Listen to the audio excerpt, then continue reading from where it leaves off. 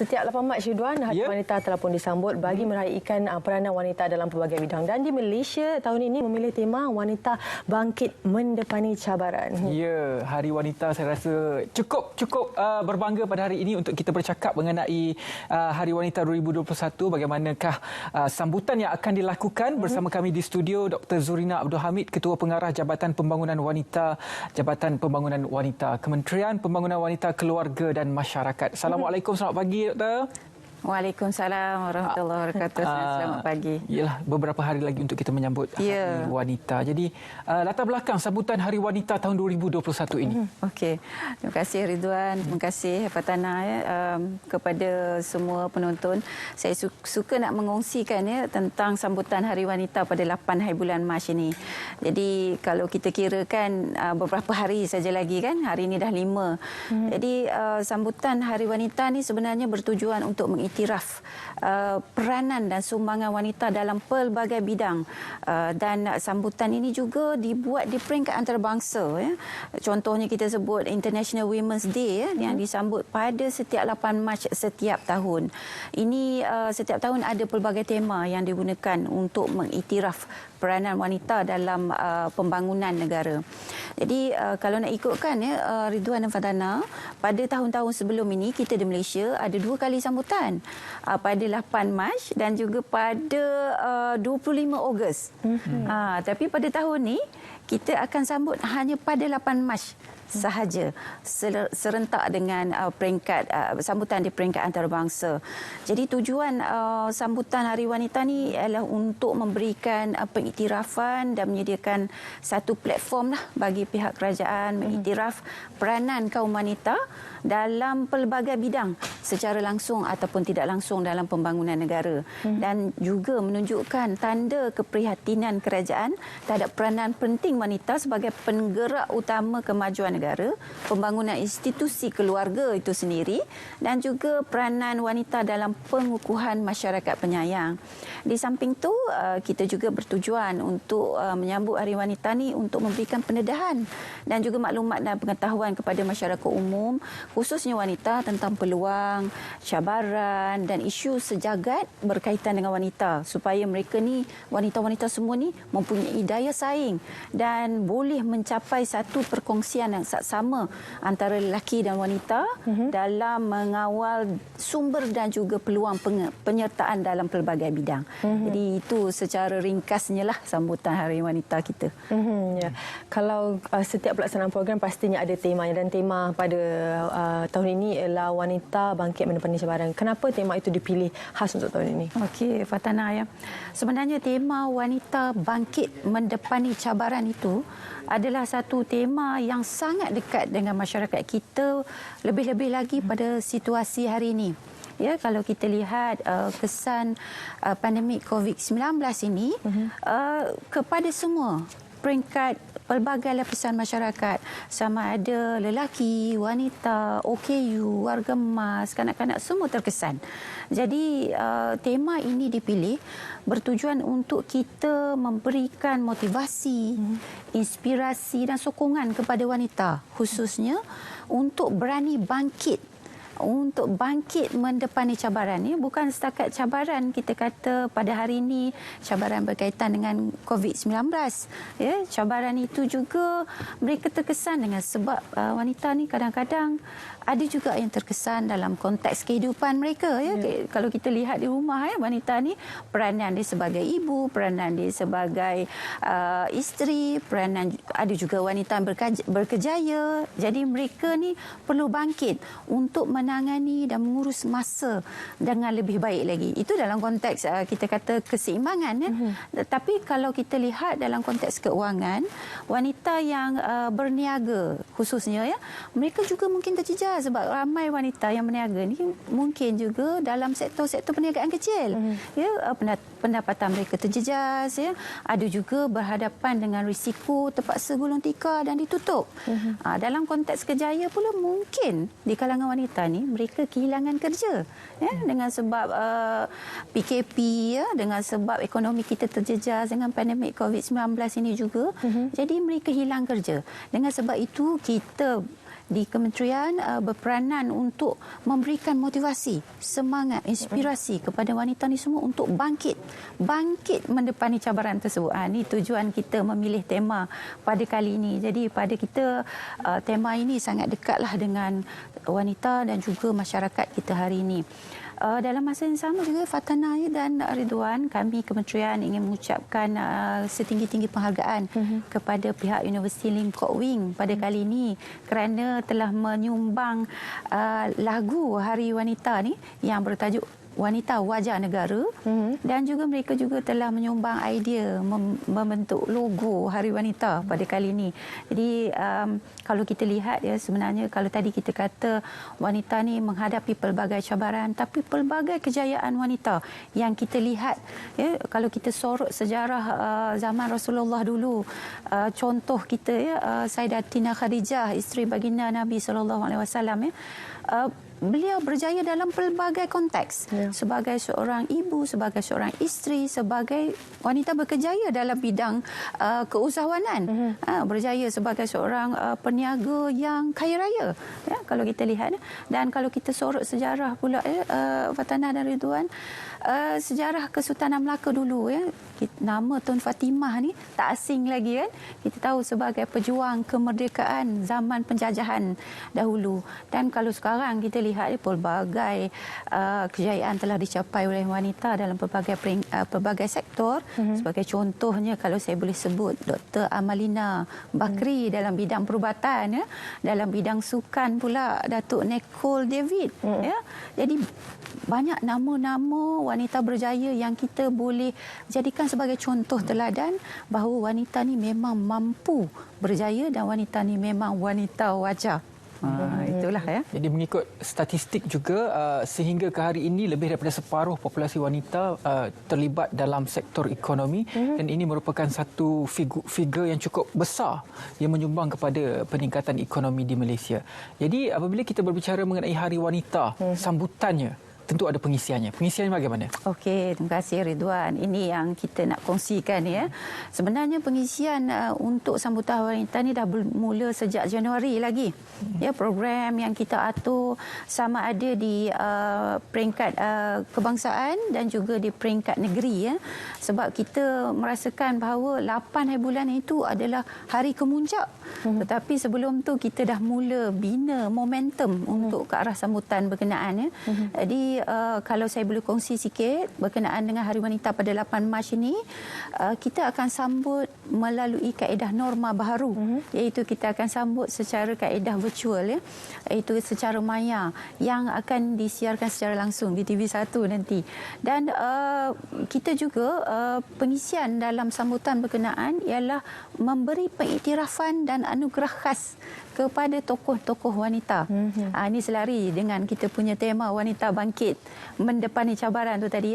Anugerah ini kita pilih di kalangan wanita yang memang berjaya bangkit. Contoh-contoh wanita yang berjaya bangkit khususnya semasa PKP ini, semasa pandemik COVID-19 ni. Sebagai contoh, wanita-wanita yang menjadi frontliners, wanita yang berganding bahu bersama lelaki untuk mendepani pandemik COVID-19.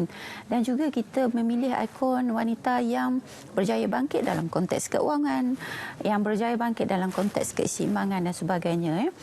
Kalau saya boleh kongsikan, tadi saya katakan kita punya pengisian itu bermula sejak daripada Januari itu lagi. Program-program untuk sambutan Hari Wanita ni adalah berlandaskan kepada satu model yang kita perkenalkan, namanya model pemengkasaan wanita, ataupun kita suka sebut ringkasan dia 4K lah. Jadi model ini kita fokus kepada 4 domain utama, iaitu keuangan yang saya sebutkan tadi, kemahiran, keseimbangan, kepimpinan kendiri dan kesaksamaan. Jadi pelbagai program telah dirangka seperti mana yang saya katakan tadi di peringkat kebangsaan dan juga di peringkat negeri. Dan untuk makluman Fatana dan Ridwan juga penonton di luar sana, model pemerkasaan ini kita telah sesuaikan dengan isu-isu utama berkaitan dengan wanita, iaitu kesaksamaan gender, berkenaan dengan penghapusan keganasan terhadap wanita, dan juga berkenaan dengan pemerkasaan wanita itu sendiri. Ya, jadi model ini akan membantu kita menstrukturkan program-program yang lebih sistematik untuk pemerkasaan wanita. Jadi saya suka nak menekankan di sini bahawa wanita ini adalah individu yang perlu dihargai, dihormati, disayangi, ya, bukan sebaliknya. Jadi kalau kita lihat ya, keganasan terhadap wanita baik secara fizikal maupun mental dan emosi adalah satu tindakan yang tidak wajar. Malah wanita ni perlu diperkasakan dalam pelbagai konteks kehidupan supaya wanita tahu hak-hak mereka, ya. Mereka tidak lagi ditindas selepas ini.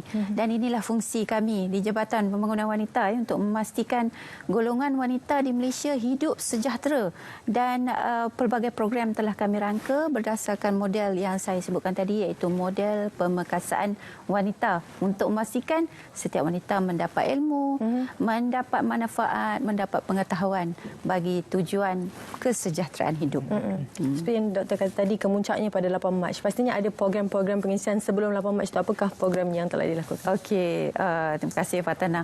Memang pelbagai program yang kita atur seperti mana saya katakan tadi, tapi saya nak sebut beberapa program utama sajalah, ya. Antaranya pada malam semalam 4 Mac telah disiarkan secara langsung Forum Perdana Ehwal Islam yang membicarakan tentang wanita, yang bercakap tentang penghargaan terhadap wanita, yang mana forum perdana semalam panelnya adalah Datuk Dr. Nur Hafizah Musa dan juga Ustazah Hasma Arun, yang moderator forum tersebut adalah Ustaz Hariri.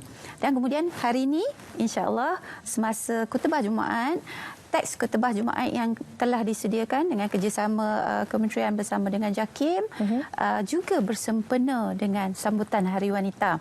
Dan kemuncaknya tentulah, ya, perasmian sambutan Hari Wanita pada 8 Mac oleh Yang Amat Berhormat Perdana Menteri Malaysia, yang akan disiarkan di TV1 nanti.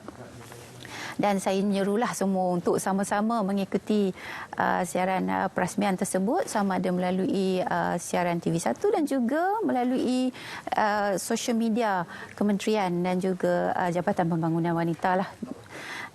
Di samping itu kita juga ada pelbagai program yang saya suka kongsikan, ya, terutamanya program-program Quick Win Jabatan Pembangunan Wanita, ya.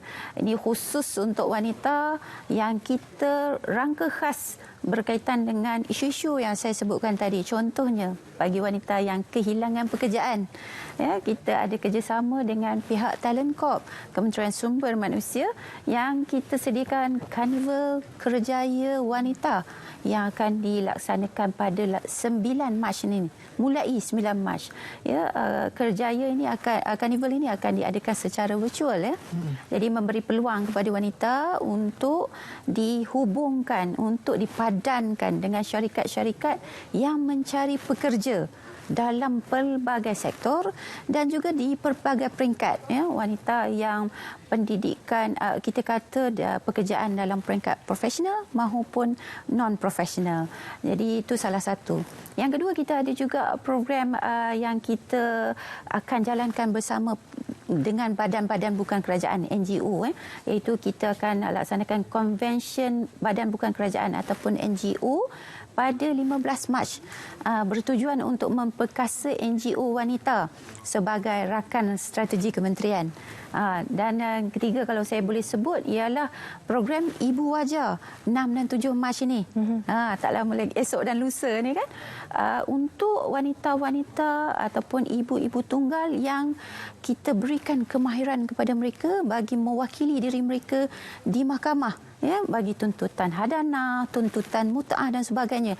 Kita berikan kemahiran kepada mereka agar mereka boleh mewakili diri, sebab kebanyakan wanita ni kadang-kadang mereka tak mampu nak lantik peguam dengan kos yang besar. Jadi kita berikan mereka kemahiran, dan memang kita dapati dah ada pun contoh wanita yang memang telah berjaya mewakili diri sebelum ini. Dan satu lagi, kalau saya boleh sebut, kita ada program Skuad Wajar Yang mana skuad wajah ni kita akan latih untuk menjadi sukarela bagi membantu wanita dan juga masyarakat komuniti di luar sana dalam konteks psikososial. Dan juga mereka akan membantu dalam konteks komuniti kita ni, yang mana kalau ada isu-isu keganasan, ya, kalau ada isu-isu berkaitan dengan yang memerlukan bantuan, contohnya pihak Kementerian Kesihatan kalau dari segi perubatan, ya, memerlukan perlindungan, kita boleh hubungkan kepada pihak Jabatan Kebajikan Masyarakat dan juga mungkin pihak PDRM, ya, untuk memastikan wanita ni sejahtera. Seperti mana saya katakan tadi, ada kemungkinan berlaku isu-isu keganasan, ada kemungkinan berlaku isu psikososial di peringkat komuniti. Jadi kita dah mula latihan program skuad wajah ini pada Februari yang lalu dan kita akan teruskan secara besar-besaran dengan kerjasama pelbagai pihak, termasuk Universiti Awam, termasuk pihak NGO, termasuk Exco Kerajaan Negeri. Dan jadi kita dah mulakan sejak Februari yang lalu dan kita dah ada pelbagai modul yang kita beri pendedahan kepada skuad sukarelawan wajah ini. Dan saya suka nak sebut sini juga bahawa kami di kementerian, ya, telah menjalinkan pelbagai kerjasama dengan pelbagai pihak. Antaranya baru-baru ini kita telah menjalankan kerjasama dengan pihak MIDEC untuk membantu wanita dalam konteks penjanaan pendapatan, khususnya agensi di bawah MIDEC seperti InScan, SME Corp, Tekun, ya, PNS. Jadi untuk membantu wanita yang menghadapi masalah kewangan. Selepas ini kita juga akan bekerjasama dengan Kementerian Komunikasi dan Multimedia Malaysia. Ini bertujuan untuk memberi kemahiran pembangunan kapasiti kepada wanita, khususnya dalam kemahiran digital. Ya, kita tahu masa hadapan memerlukan wanita ni mahir dalam bidang itu. Jadi kita akan bekerjasama dengan KKMM, MDEC khususnya untuk membantu membangunkan kapasiti wanita dalam konteks berkenaan. Jadi banyak program yang kita rangka untuk memastikan wanita ni lebih sejahtera pada masa hadapan. Seperti mana yang saya katakan tadi, selari dengan model penguasaan wanita. Jadi kami sangat berterima kasih kepada semua pihak yang sudi bekerjasama dengan kami dan kita akan teruskan lagi kerjasama strategi kolaboratif strategi dengan pelbagai pihak selepas ini. Kehebatan wanita ini saya boleh gambarkan dengan satu peribahasa. Ular menyusur akar takkan hilang bisanya. Apa sahaja cabaran yang datang, kehebatan wanita itu tetap berada di situ, tetap akan disegani. Terima kasih banyak-banyak kepada Dr. Zurina Abdul Hamid, Ketua Pengarah Jabatan Pembangunan Wanita, bercerita kepada kita Hari Wanita 2021 insya-Allah akan disambut secara kemuncaknya pada 8 Mac ini dengan bertemakan Wanita Bangkit Mendepani Cabaran. Selepas ini kita akan ke Kedah menerusi cerita pagi Kedah.